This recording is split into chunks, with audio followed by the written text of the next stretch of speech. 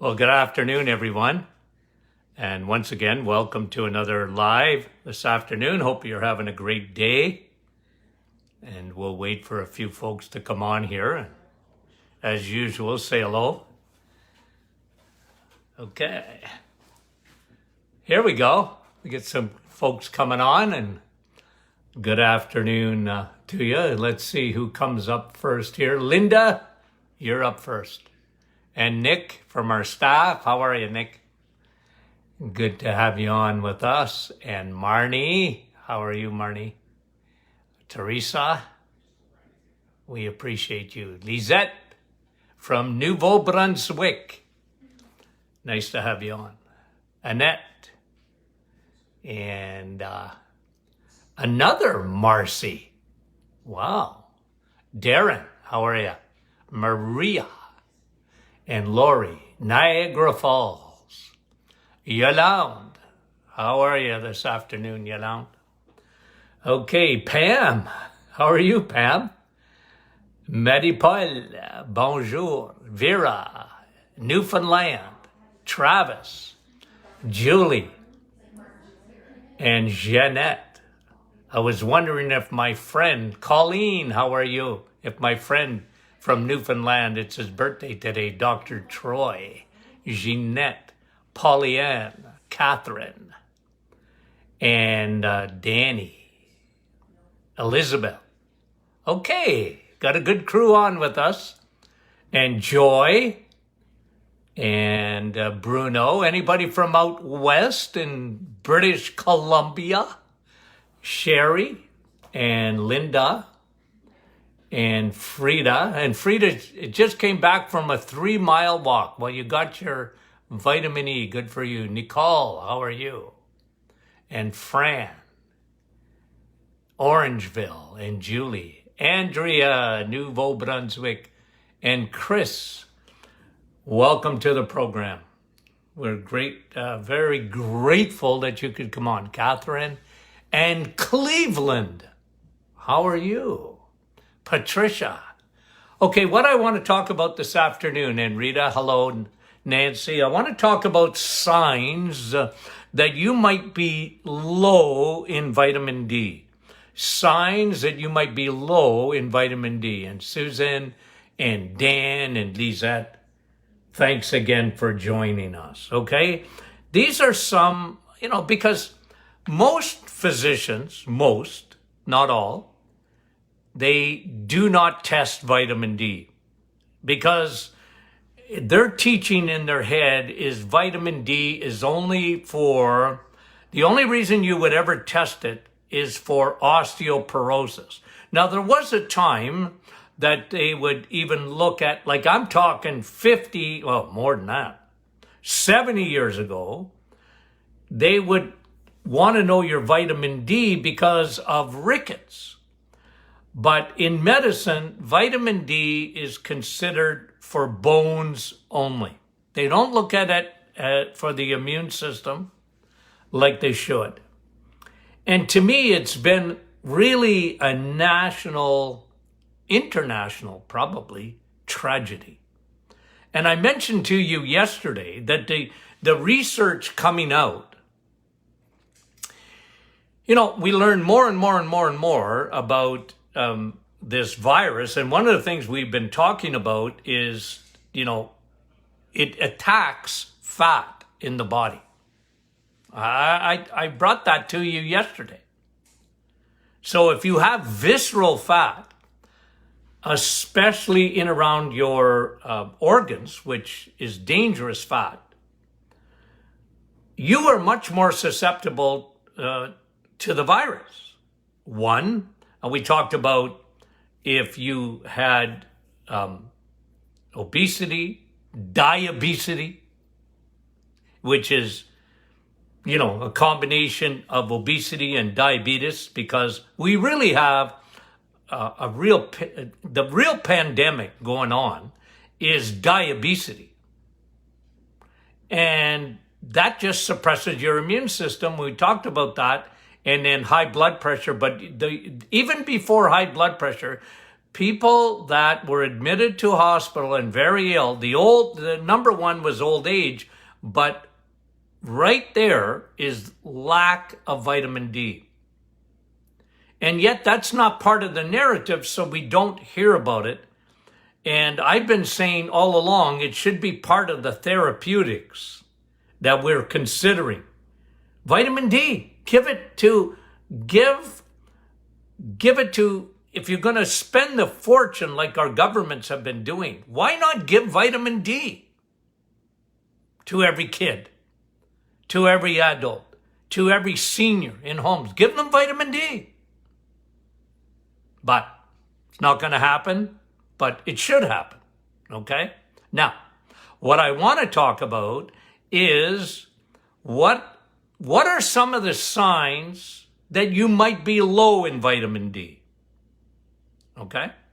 Some of the signs, things that you ought to consider that, you know what, I might be low in vitamin D, because again, the only way for sure to know is to have a blood test, your dehydroxy 25 test, to check your vitamin D levels, your serum vitamin D levels. And I was screaming, guys, blue murder, when in Ontario, they wouldn't do it anymore routinely. You have to pay for it. Unless the doctor puts down, I am looking for osteoporosis. And a lot of doctors, well, you don't have osteoporosis. Why do you want to get your vitamin D levels checked? Folks, anyway, here are things that you are probably low in vitamin D, okay? Probably. 1, excessive sweating. You sweat a lot? That is a sign. Okay, I remember learning, this is, again, 50 years ago. One of the signs of low vitamin D in babies is excessive sweating. Their head would be wet all the time. And that is a sign in babies of low vitamin D. Well, if, you know, a lot of people do a lot of excessive sweating. And that's a very, very common sign for low levels of vitamin D. Here's another one. When kids get leg pain, you know what they call, the old days, they called it growing pains, right? They're often low in vitamin D. And if you're an adult and you get bone pain, especially in your legs, just your bones ache, you're probably low in vitamin D. Here's another one. Muscle pain. Muscle pain. And my muscles are sore. One of the things that they have found in fibromyalgia is that people that have fibromyalgia, which is like an arthritis in their muscles, and it comes from, fibromyalgia is a multi-complex condition, okay? Because, oh, you got fibromyalgia. Well, that's what the doctor would tell you 25 years ago when all your tests would come back negative and you weren't doing well and you had, muscle pain and you were, just not well at all. And they'd go, well, you got fibromyalgia. Well, I wrote a lot of books on fibromyalgia, chronic fatigue. And one of the things that I found out is that they were very high levels of cortisol, and they had adrenal gland exhaustion. But the other thing that was very common was they're very low in vitamin D. Vitamin D, even for muscles. And if we have time today, I'm going to tell you, give you 10 signs of low magnesium. But right now, I want to stick to vitamin D. So, excessive sweating, okay? You're probably low in vitamin D. Numero 2, okay? Number 2 is if you have bone pain, if you have, number 3, muscle pain. Number 4, depression. One of the things they find out in depression doesn't even have to be seasonal. Now, of course, if you have seasonal depression, right? The dark days are upon us. I always tell people, I used to tell my patients, in December, January, February, you're coming out of it in March, but those December, January, and February were tough months. Those were your dark, dark months. And those were your seasonal depressive months. And we saw a lot of it in practice. A lot of that, people that they just didn't do well once they got to the dark months. But one of the things they had in common was that they had low levels of vitamin D. They weren't getting no Viderma, man. They had no sun. Ain't no sunshine when she's gone. You know that song? So all I'm saying is those are signs, depression. And you know, even when they look at non-seasonal depression, like people, I was sharing a study today with my dear friend, Dr. McEwen from the University of Tennessee.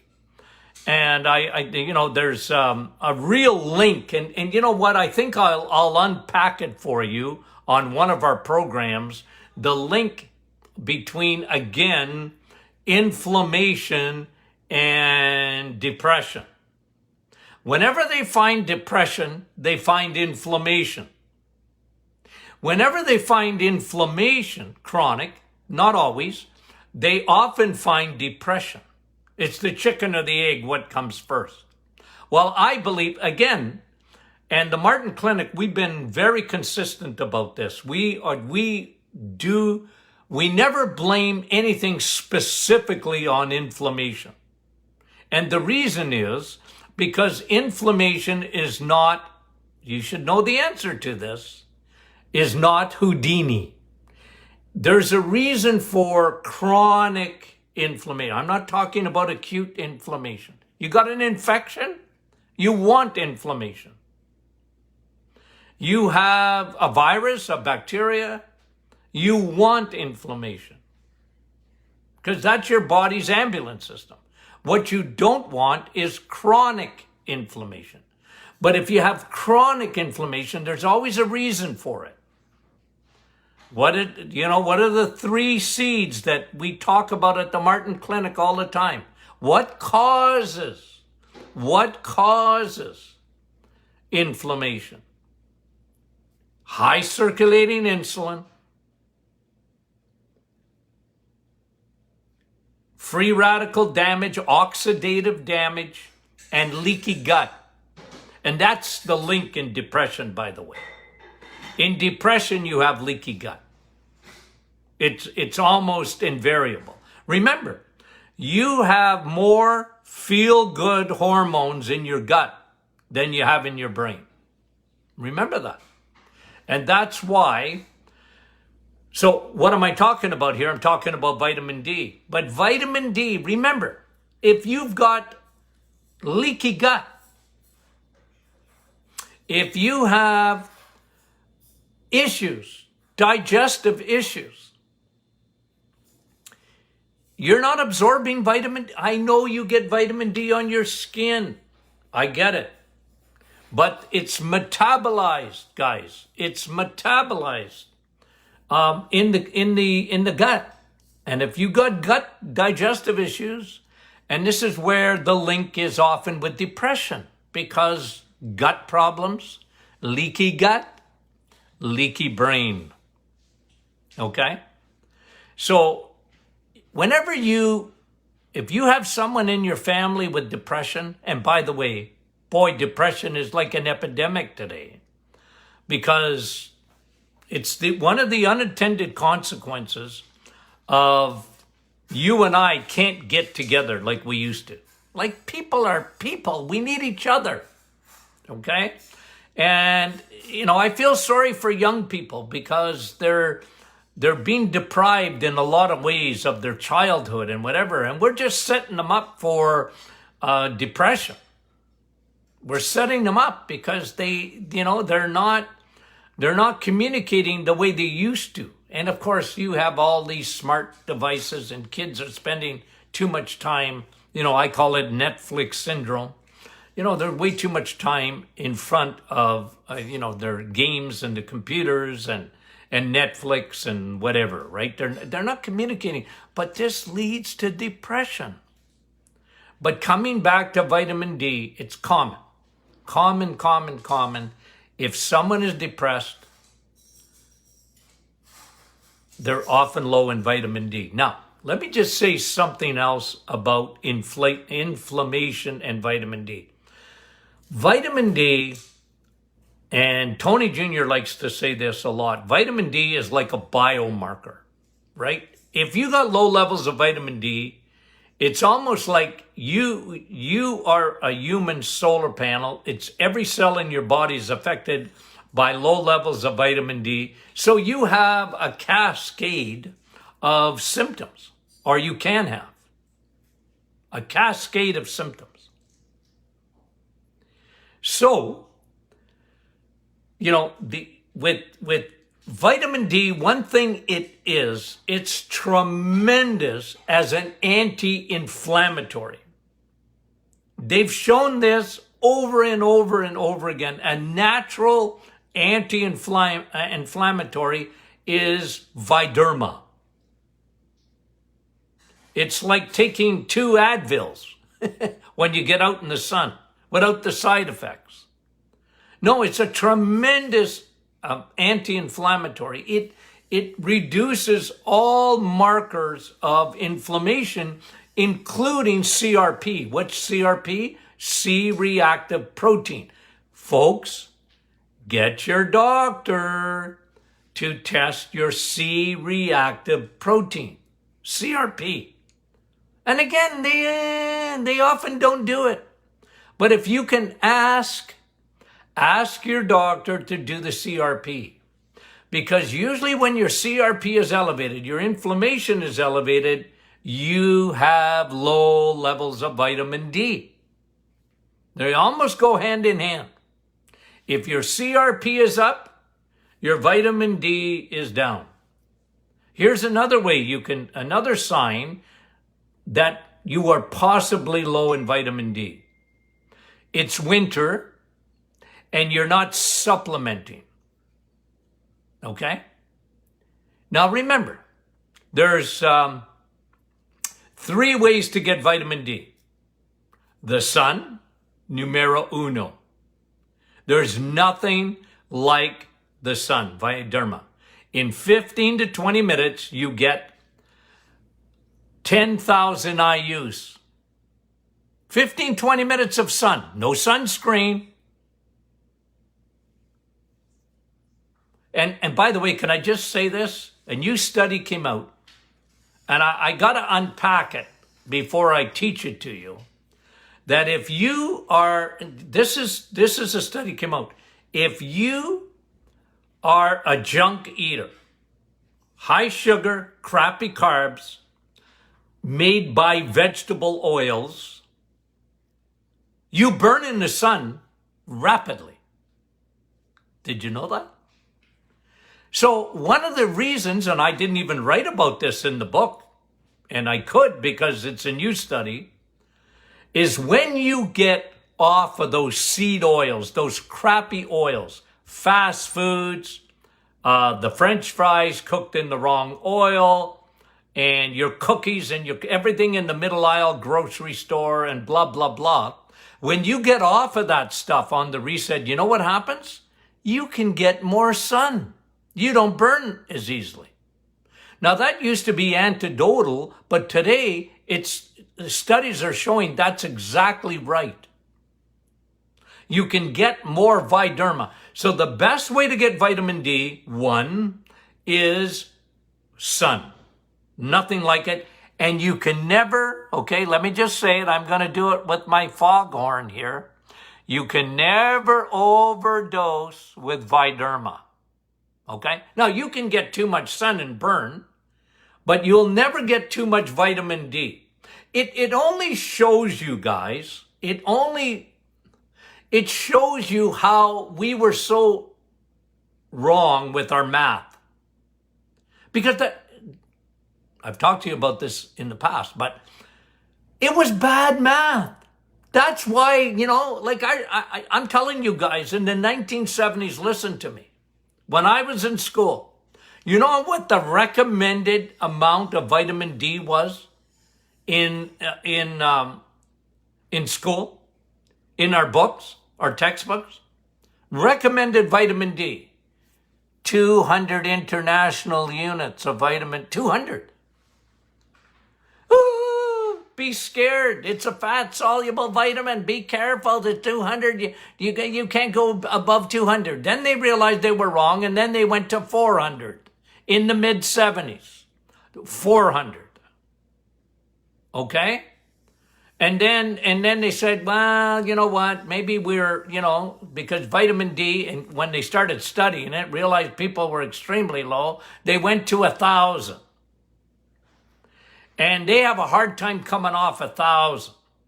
You know how many phone calls I got when I was in practice from physicians telling me, how, Dr. Martin, why are you telling your patients to take, 5, 8, 10,000 IUs? I said, well, they're extremely low. And if you get out in the sun, you get 10,000 IUs in a nanosecond. In 15 minutes, 20 minutes, you get 10,000. But guys, you're probably low in vitamin D if you can't see the sun. And the second way of getting vitamin D, and I talked about it yesterday, is in animal food, eggs, meat, and cheese. You get some vitamin D in eggs, meat, and cheese. Especially fish, the cod liver oil. Okay? And it was famous. Cod liver oil, I got it as a kid. They should give it out again. It'll at least give you some vitamin D, and it'll give you good levels of vitamin E. I love vitamin E too. But you can't live on what you eat on vitamin D. You can't, okay? Unless you're an Inuit and you live way up in the north. And they eat that every day, but you're not eating enough of it. And thirdly is you got to supplement, okay? And this time of the year, you got to supplement. Suck it up, Buttercup, and take your vitamin D. You need it. It's good for you. I got 150 studies, at least, on the importance of vitamin D. From your brain, to your heart, to cancer, to your bones, to your immune system. You got your little white blood cells, your T cells, have a little antenna that, and they're waiting for vitamin D to come and charge them up so that your immune system would work. Oh, it drives me crazy when no one talks about the immune system that you have. But you want to supercharge your immune system. You're probably low in vitamin D if you're not supplementing at this time of the year. You're probably low in vitamin D. And you're not being tested, so maybe you're not thinking about it.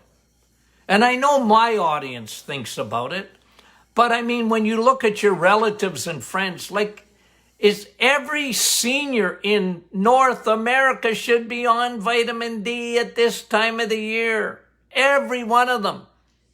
No exceptions. That's how strongly I believe in vitamin D.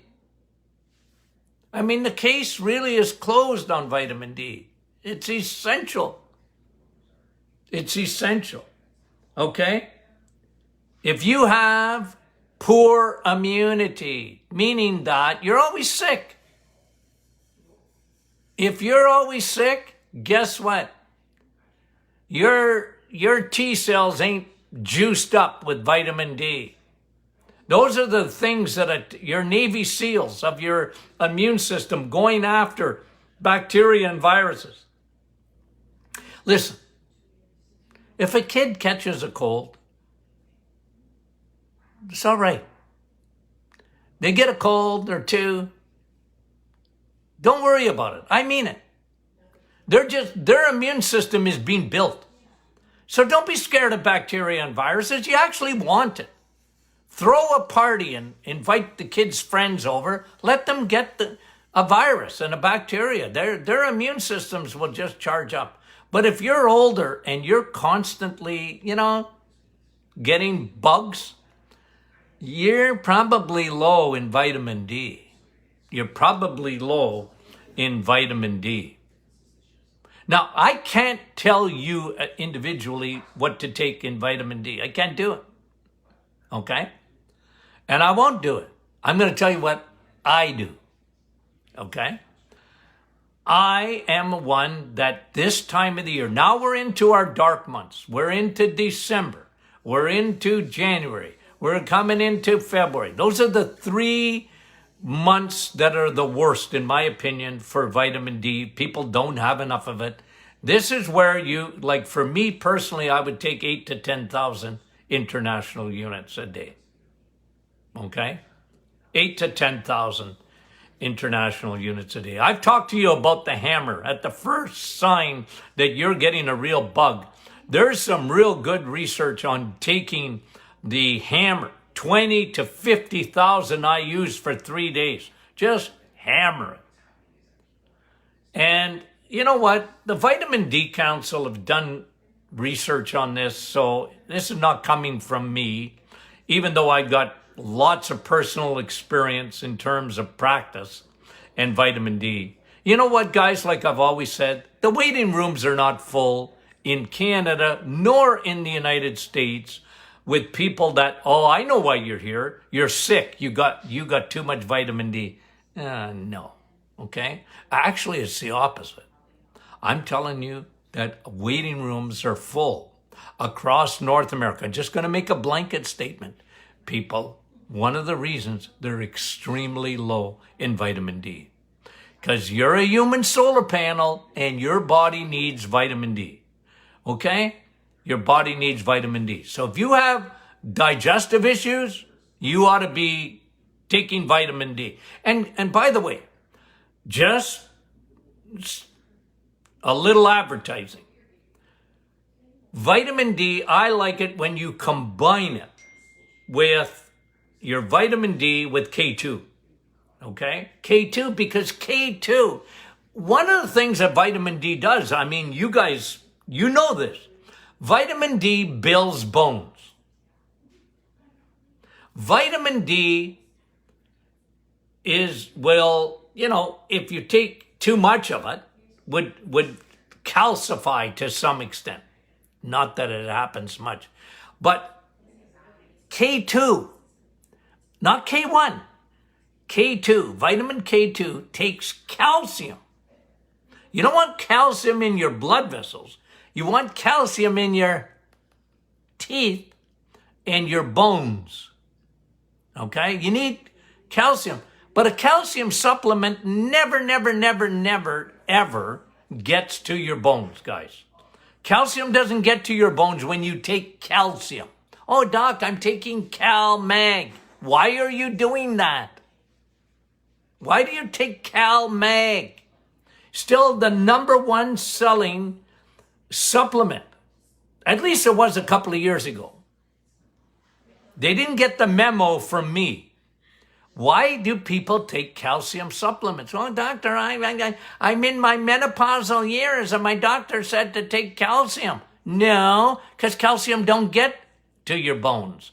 Take vitamin D with K2. Then it'll get to your bones. You don't need calcium. You get eat your calcium. See, when think about this for a minute. When God gives you calcium, he gives you K2 in it. So when you have butter, you got calcium. Did you know butter was a high source of calcium? Yeah. Dairy is high source of calcium. But in your dairy, you have vitamin K2. It's built in. Cheese, K2. Calcium, K2.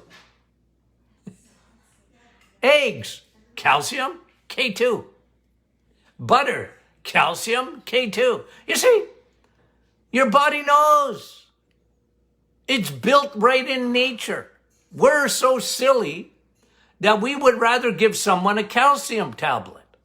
Why would you want to give someone calcium? They don't need calcium. They need vitamin D and K2. Okay? That's how it works, guys. That's how your body works. You know, calcium left on its own will stay in your bloodstream. You know what it's going to do? It's going to calcify your arteries. A lot of people don't realize that. That's why I'm not against calcium. I want you to eat your calcium every day. Eat it every day. Eat cheese. Have butter. Have your eggs. Have calcium. I'm all for it.